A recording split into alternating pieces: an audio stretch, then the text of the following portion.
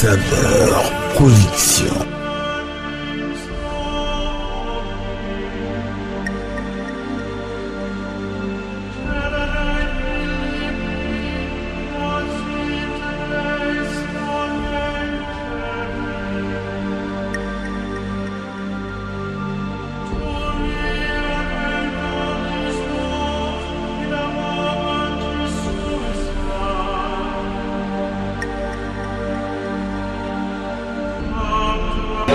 Saveur Production. Saveur Production. Saveur Production. Saveur Production. Saveur Production. Saveur Production. Saveur Production, la voix du savoir. Saveur Production, la voix du savoir. Donc c'est réellement la voix du savoir. Amen. Saveur Production.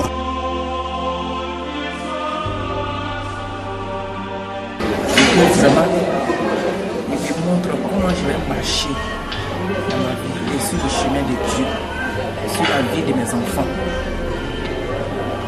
Nous sommes issus de milieux musulmans et dans notre communauté, les gens demandent l'excision pour les femmes. Et même le jour du mariage aussi, la fiancée, elle doit être lavée par des femmes. Tout cela a des incidences sur sa vie de couple après.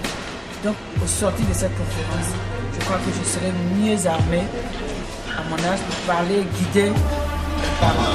On voit dans le monde, comme les gens ne sont pas formés à ce niveau, il y a beaucoup de divorces en milieu chrétien et dans le monde. Aujourd'hui, les jeunes gens fréquentent les églises, mais ils ne sont pas en conformité avec les thèmes qui sont prêchés dans ces églises-là. Donc je pense que cette conférence est vraiment la bienvenue. Elle pourra apporter quand même un éclairci sur la manière de se comporter et la manière de vivre des jeunes. Parce qu'il est important que les jeunes sachent que la dépravation sexuelle n'est pas en conformité avec la chrétienté. Les couples vont assister à cette conférence pour trouver des solutions à leurs problèmes. Quelqu'un dirait que la femme est âgée, que l'homme est âgé, il ne peut pas aller chercher quelqu'un qui est plus jeune. Je pense qu'avec les conseils que l'homme de Dieu va nous apporter, on va améliorer la condition de vie de tout un chacun. Merci à Dieu. La grâce qui nous a fait de servir au côté de cet imminent homme de Dieu.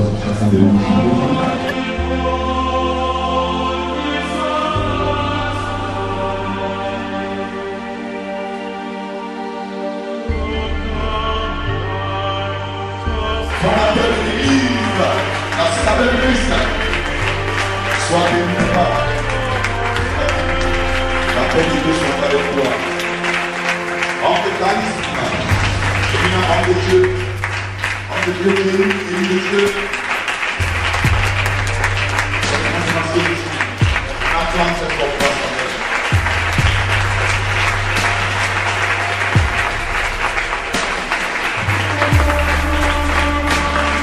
Alléluia.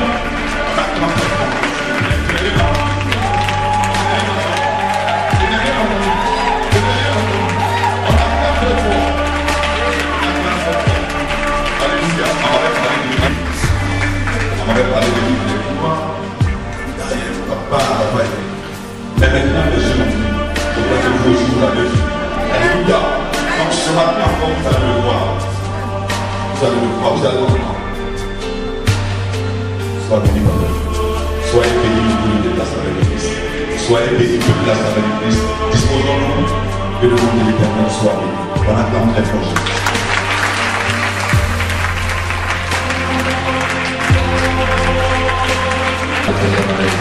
Je voudrais bien commencer par recommander ce moment au nom de Jésus. Merci d'être venu encore une fois. Seigneur, merci pour ta grâce. Dieu de gloire, nous voulons, Seigneur, nous confondre, nous humilier, nous prosterner humblement devant ta face. Nous voulons, Seigneur Jésus, nous effacer et te laisser toute la gloire. L'honneur t'appartient maintenant même de venir et de glorifier ton nom. Tu as dit à l'instant même où il nous sera donné de parler, ce n'est plus nous qui parlerons, mais ton esprit parlerait en nous, qu'il en soit ainsi. Tu as dit que là où nous sommes rassemblés en ton nom, tu es au milieu de nous. Seigneur, nous n'attendons que toi. Nous savons que tu es présent. La Bible dit que tu veilles sur ta parole pour l'accomplir lorsque tu es présent. Sois présent avec nous, afin que seule ta parole soit accomplie, et que partout où nous irons, que nous confessons, que nous témoignons, Seigneur, que tu nous as envoyés, afin d'ôter le voile sur les ténèbres et d'accorder que seule la lumière soit vue. Il en soit ainsi, et que toute gloire te revienne. Je bénis encore ton Saint-Nom. Je bénis, Papa, tous ceux que tu as rassemblés ici ce matin, car la parole dit que nul ne peut venir à toi, ce n'est toi-même qui l'as envoyé. Je crois que tu les as tous appelés. Bien que parmi les appelés, il y ait peu d'élus, accorde que tous soient élus aujourd'hui, afin qu'en rentrant chez eux, à cause d'eux, au travers d'eux, Seigneur, que les problèmes du foyer prennent fin. Tu as dit, à cause des élus, cela sera abrégé. Accorde qu'à cause d'eux, que la sagesse soit renouvelée chez les enfants, que la prospérité soit donnée, que le chômage disparaisse. Accorde qu'après cet enseignement, Seigneur, il y ait délivrance. Quelles que soient les ruses du diable, que la délivrance s'impose. C'est au nom de Jésus que nous sommes rassemblés. Et nous croyons que ta présence, ton nom, ne peut être invoqué sans miracle, sans prodigue, sans guérison. Au nom de Jésus-Christ, paix, paix, shalom à tous. Amen. Aujourd'hui, dans cette conférence, la sexualité dans le monde chrétien, permettez-moi de m'exprimer d'abord sur l'homme et la femme. L'homme et la femme, l'entité même de l'homme et la femme. Et donc, je vais commencer d'abord à vous parler de l'homme et la femme à l'origine selon Dieu. Amen. Pour que vous puissiez comprendre que lorsqu'on parle de sexualité, on parle d'union de deux personnes. C'est entre deux personnes que nous pouvons ressortir ce terme qui est sexualité. Alors, ces deux personnes existantes en tant que l'homme et la femme, je veux vous donner leur origine. Et pourquoi est-ce qu'il y a différentes personnes? Et pourquoi nous ne sommes pas totalement les mêmes selon Dieu? Alors, je pense que vous allez me suivre maintenant dans cet exposé. J'aimerais dire que nous savons tous qu'à l'origine, l'homme et la femme ont été créés par Dieu, comme on le dirait. Alors, quand vous prenez Genèse 1, à partir du verset 26, il est écrit, puis Dieu dit, faisons l'homme à notre image, selon notre ressemblance, et qu'il domine sur les poissons de la mer, sur les oiseaux du ciel, sur le bétail, sur toute la terre, et sur tous les reptiles qui rampent sur la terre. Donc, à l'origine, voici que Dieu décide de créer l'homme et la femme, et il veut les créer à son image. Amen. À son image. Il veut les créer avec une domination, pour qu'ils puissent dominer, gouverner. Donc, ce qui veut dire que l'union entre l'homme et la femme doit pouvoir nous donner des enfants, des progénitures qui vont dominer également sur tout ce qui vient d'être cité là, c'est-à-dire la domination sur les poissons de la mer, sur les oiseaux du ciel, sur le bétail et sur la terre, et tous les reptiles qui rampent sur la terre, comme le dit le Seigneur. Donc, dans notre thème, nous allons continuer afin que vous compreniez la suite des choses. C'est d'abord une pensée de Dieu, une volonté de Dieu de vouloir créer l'homme à son image. Amen. Mais il a dit l'homme à son image. Quand nous continuons dans Genèse 1 à partir du verset 27, Dieu dit ceci, Dieu créa l'homme à son image. Il le créa à l'image de Dieu. Il créa l'homme et la femme. Donc nous voyons que lorsque Dieu décide de créer les êtres humains, il va les créer à son image. Il va les créer à l'image de Dieu. Parce que quand on dit à son image, souvent on ne sait pas de quelle image il s'agit. Il y a beaucoup d'hommes qui se sont donnés des visions de Dieu. Il y en a qui ont décidé de prendre des poissons, il y en a qui ont décidé de prendre des pois sacrés, d'autres ont décidé de prendre des canaris, tout ça on les appelle des dieux. Mais à l'image de Dieu. Il est donc important que nous arrivions à comprendre l'image de Dieu. Ce que c'est que l'image de Dieu. Et nous savons tous qu'au commencement était la parole, et la parole était avec Dieu, et la parole était Dieu. Donc l'homme à l'image de Dieu, l'homme ne peut être que parole de Dieu. Il faut que je précise. Ça veut dire que si vous voulez voir l'image de Dieu, c'est que Dieu est sa parole. Ne cherchez pas Dieu dans tout ce qui serait visible ou dans tout ce qu'on pourrait toucher, mais trouvez Dieu dans sa parole. C'est ce que nous avons appris. Et donc la parole dit, toutes choses ont été faites par cette parole, et rien de ce qui existe n'existe sans cette parole. Amen. Voilà, donc je crois que c'est ainsi qu'on nous a présenté Dieu. Nous qui sommes dans le monde chrétien, voici comment on nous a présenté Dieu. Dieu comme étant la parole.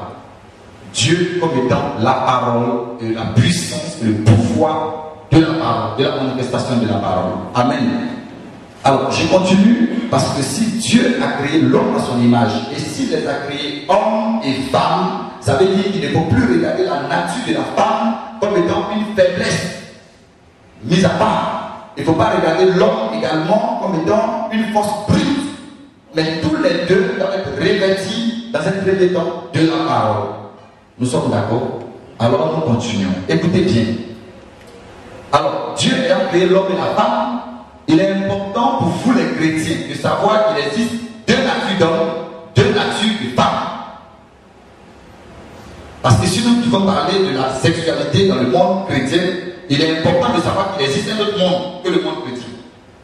Alors Dieu commence par nous enseigner qu'il a créé deux sortes de natures d'hommes et deux sortes de natures de femmes. Et très souvent, on n'arrive pas à comprendre pourquoi on dit qu'il ne faut pas être marié avec elle, pourquoi on ne veut pas construire, on dit quand nous il n'y a pas mariage, pourquoi on dit quand moi et puis celle-là ça ne va pas, pourquoi on me dit de laisser ce monsieur-là, il n'est pas mon mari. Qu'est-ce que ça veut dire tout ça alors que c'est un homme? Il possède toutes les caractéristiques d'un homme. Mais comment on peut me dire que ce n'est pas mon mari? Comment on peut me dire que ce n'est pas ma femme? Et pourquoi est-ce que le monde chrétien se plaît à dire il faut que vous vous séparez parce que vous n'êtes pas fait pour être ensemble? Est-ce que l'homme de Dieu entend? On n'est pas fait pour être ensemble. Alléluia. Donc il faut que vous arriviez à comprendre qu'après que Dieu ait créé l'homme et la femme à son image, il a créé deux entités de personnes. Est-ce qu'on se comprend? Mais ne vous inquiétez pas, je vous parle avec les versets, vous aurez le temps de vous poser toutes les questions qu'il vous faut. Mais réveillez-vous, parce que ce que vous allez apprendre aujourd'hui, vous ne l'avez jamais entendu. Et si vous n'y prenez pas garde, vous ne l'entendrez plus jamais. Jésus dit, il arrivera des jours où vous voudrez entendre une seule parole du Fils de l'homme et vous ne l'entendrez pas. Vous voudrez voir un seul jour de ses merveilles et vous ne le verrez pas. Alléluia. Mais Dieu vous a fait la grâce à vous de comprendre et de voir ce mystère. Alors Jésus dit, heureux sont vos yeux parce qu'ils voient et vos oreilles parce qu'elles entendent. Ce n'est pas Dieu qui est descendu sous forme invisible pour venir vous parler, mais Dieu envoie un serviteur tel que je le suis aujourd'hui pour vous parler. Je ne vous parlerai pas selon mon ethnie ou selon ma région, mais je vais vous parler selon la révélation que j'ai reçue du ciel pour vous. Qu'il en soit ainsi afin que nous soyons dans la vérité de notre thème. Alors bien aimés, écoutons la parole de Dieu qui veut nous montrer dans son mystère à lui la différence des choses. Parce que les hommes regardent et on a l'impression que tout se ressemble. Tout ne se ressemble pas. Ce n'est pas tous ceux que vous croyez au marché qui sont des hommes. Tout ne se ressemble pas. Ce n'est pas tous ceux qui en prennent un cas avec vous qui sont des hommes. Tout ne se ressemble pas. Et nous avons des témoignages. Non, on allait sortir avec telle femme et puis on a vu après qu'elle avait des sabots. On est sorti avec tel homme et puis on s'est rendu compte après que c'était un serpent, etc., etc. Mais le texte nous dit quoi? Écoutez le Seigneur. Dans Genèse 2, à partir du verset 18, l'Éternel Dieu dit ceci. On dit, l'Éternel Dieu dit, il n'est pas bon que l'on soit seul. Je lui ferai une aide semblable à lui. Alléluia. Je lui ferai une aide semblable à lui. Il n'a pas dit semblable à Dieu. Je ne sais pas si on se comprend bien. Il n'est pas bien que l'on soit seul. Je lui ferai une aide semblable à lui. Alors écoutez bien la parole de Dieu pour pouvoir bien orienter vos questions. Je lui ferai une aide semblable à lui. Alors ce qui veut dire que dans les différentes entités de personnes que Dieu a créées, chacun doit pouvoir se retrouver. Ce n'est pas n'importe quelle femme qu'on va prendre pour partie. Parce qu'il y a des gens qui marient des femmes et chaque fois qu'on fait des enfants meurent. Il y a des gens qui se marient et quand il a pris une femme, il ne vit pas longtemps. Je ne sais pas si on se comprend bien. Dès qu'il se marie, la mort est devant sa porte. Et cette femme, on dit, elle est veuve. Quand elle se marie à quelqu'un, son mari meurt. Quand elle se marie à quelqu'un, son mari meurt. Alors, si vous voulez le savoir, même dans la Bible, ils ont posé la question à Jésus, une femme qui a pris un homme pour époux et ce monsieur est décédé. Son frère est venu, il est décédé. Alors, elle a pris 7 frères et les 7 frères sont décédés. Alléluia. Et on demande à Jésus, mais dans le royaume des cieux, elle sera la femme de qui? Mais ça a attiré l'attention de personne. On n'a pas compris comment une seule femme peut se marier à 3 hommes et ces 3 hommes sont décédés. mariée dès qu'elle est belle, nous ça nous arrange. On ne cherche pas à savoir est-ce que véritablement c'est possible. Et pourtant, tous ceux qui ont consulté des hommes de Dieu avant de se marier sont aujourd'hui dans la paix, dans la tranquillité, sont aujourd'hui, je vous assure, dans la joie d'être dans un foyer. Alors, j'aimerais continuer en vous disant ceci. Dieu promet dans ce verset de Genèse 2, à partir du verset 18, de donner à chacun une femme. Donc, dans tous les cas, que ce soit un homme ou une femme, l'aide sera semblable à toi, à ta ressemblance. Alléluia. Bien. Alors, comprenons que tous ceux qui disent non, il me faut trouver une femme qui travaille, qui a l'argent. Est-ce que toi-même tu travailles, qui a l'argent? Toi, tu cherches une femme qui travaille, qui a l'argent. Toi, tu travailles, qui a l'argent. Il me faut trouver un homme qui soit un boss. Toi, tu es boss. On dit semblable à lui. Tu n'es pas boss, mais il faut un boss. Tu n'as pas de limousine, mais il faut que lui ait un avion. Alors, je continue en vous disant ceci. Dans Jean 3, à partir du verset 6, Jésus dit ce qui est né de la chair est chair, et ce qui est né de l'esprit est esprit.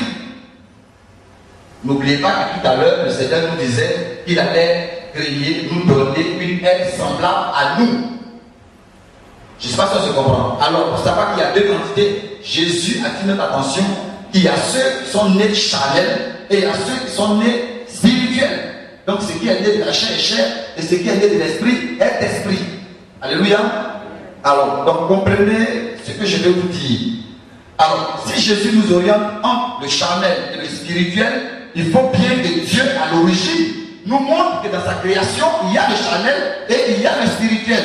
Autrement dit, il y a une erreur quelque part, parce que Jésus ne peut que faire et dire ce qu'il a vu au Père, comme il le disait. Il dit tout ce qu'il nous enseigne, c'est ce qu'il a reçu de son Père. Amen. Alors, heureux ceux pour lesquels je ne serai pas une occasion de chute. Amen. Alors, je continue. Alors, écoutons et regardons un peu la création de Dieu, afin de ne pas nous tromper. Donc, nous retournons à l'origine et regardons la création de Dieu. Alors, au fur et à mesure que je m'exprime, vous avez la possibilité de retenir vos questions. Amen. Vous n'avez pas avoir à chercher qu'est-ce qu'il avait dit. Vous commencez par retenir les questions. Alors, écoutons un peu l'origine des choses. Je ne suis pas Dieu, mais j'ai appris ce que Dieu a fait. Et il est important que vous aussi vous l'appreniez, afin qu'on ne marche pas comme dans des aveux, dans ce monde déjà perdu. Alors écoutez un peu, ce qui est né de la chair, ce qui est né de l'esprit. Alors, première création que Dieu va faire de l'homme. Écoutez bien cette première création. Dans Genèse 2, à partir du verset 7, la Bible nous dit ceci. Genèse 2, verset 7. On dit, Dieu souffla dans les narines de l'homme. Dieu souffla dans ses narines un souffle de vie. Et l'homme devient un être vivant. Alléluia. Dieu souffla dans les narines de l'homme un souffle de vie. Et l'homme devient un être vivant. Amen. La première création de l'homme vient par le souffle de Dieu. Est-ce qu'on se comprend bien? La première création de l'homme souffle, Dieu souffle dans les narines de l'homme et l'homme devient un être vivant. Comprenez bien. Il a soufflé dans les narines de l'homme et l'homme est devenu un être vivant. Ce qui veut dire qu'il a pris de ce qui est à lui, selon sa promesse. Il dit qu'il veut faire l'homme à son image. Alors il prend son souffle à lui, Dieu, il prend son souffle, il souffle dans les narines de l'homme, il a enlevé quelque chose de lui, qu'il a mis dans l'homme. Et l'homme est devenu un être vivant. Donc nous retenons que le premier homme créé par Dieu est un homme vivant. C'est un être de nature vivant. Donc vous allez voir en lui une âme de vie. C'est qui peut vivre l'âme de vie qui est en lui. Parce que c'est sorti de Dieu. Et Dieu crée avec cette force-là, cette puissance-là, un homme vivant. Amen. Alors nous présentons cet homme qui vient d'être créé par Dieu, par le souffle de Dieu, comme étant le vivant. On va le retenir comme étant le vivant. Amen. Alors, nous continuons. La deuxième personne que Dieu va créer, afin que vous fassiez attention à la manière dont vous lisez et à la manière dont vous comprenez. Alors, la deuxième personne que Dieu va créer, la Bible nous dit ceci. Dans Genèse 2, toujours à partir du verset 7, la Bible dit: l'Éternel Dieu forma l'homme de la poussière de la terre. Alléluia. Il ne prend plus son souffle. Mais maintenant, il va prendre de la poussière et il va créer un homme. Lui aussi, c'est un garçon. Lui aussi, c'est un garçon. Et donc, l'autre aussi, son partenaire sera également une femme. Alléluia. Je ne sais pas si vous comprenez. La première des choses qu'on nous dit dans Genèse 2, à partir du verset 7, on nous dit que Dieu souffla dans les narines de l'homme un souffle de vie et l'homme devient un être vivant. Ça, c'est le premier que Dieu crée. Alléluia. Je bénis le Seigneur qui m'a communiqué ce souffle. Deuxième être que Dieu va créer, c'est que ici, toujours dans Genèse 2, à partir du verset 7, on nous dit que l'éternel Dieu, toujours le même Dieu, forma l'homme de la poussière de la terre. Alléluia. Donc, il y a un deuxième homme qui va créer, mais il aura créé de la poussière de la terre. Amen. Donc, il y a un homme qui est fait uniquement de la poussière de la terre. Et donc, tout ce qui existe sur la terre, toute la gloire de la terre, c'est ce qui l'intéresse lui. Lui, il est là pour la richesse du monde. Il est même capable de sacrifier sa propre vie pour avoir la richesse du monde. Lui, il veut les grosses factures, lui, il veut l'argent. Lui, tout ce qui l'intéresse, c'est tout ce qui vient de la poussière de la terre. Cet homme-là est créé comme ça. Et l'autre qui est créé par le souffle de vie, lui, il est créé pour tout ce qui vient du ciel. Quand on lui arrache ce qui est de la terre, il dit ça fait rien. Quand on veut le désorienter sur son chemin, il dit non, je te pardonne, Dieu est grand, c'est bon, j'ai laissé tomber. Et souvent les gens disent, il a pu laisser tomber ça. Non, c'est moi, il ne veut pas laisser. Non, c'est pas la même chose. Lui, il est créé par un souffle de vie. Il obéit aux règles simples de la loi de Dieu. Amen. Si vous ne savez pas que ces deux entités existent, vous ne pouvez pas comprendre le fondement même des rapports sexuels. Alléluia. Parce qu'il y a des femmes qui diront, ils sont avec moi mais ils ne me donnent rien. Alors vous allez savoir de quelle nature elles sont, de la poussière de la terre. Mais il y a des femmes qui se plaignent. Il a l'argent, mais il n'aime pas Dieu, il ne prie pas Dieu, moi il ne peut pas rester avec lui, je m'en vais.